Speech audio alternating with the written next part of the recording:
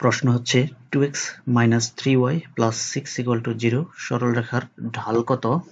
ঢাল বের করার জন্য প্রথমে এই সরলরেখার সমীকরণটাকে y equal to mx plus c এই ফর্মে লিখতে হবে।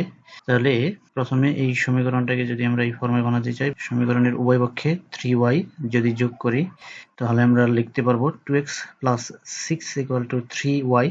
এখন যদি উভয় পক্ষকে 3 দ্বারা ভাগ করে দেই তাহলে লেখা যাবে 2x over 3 plus 6 over 3 equals to 3y over 3, অর্থাৎ আমরা পেলাম 2 over 3 into x plus 2 equals to y, অর্থাৎ y equal to mx plus c ফর্মে হয়ে গেছে।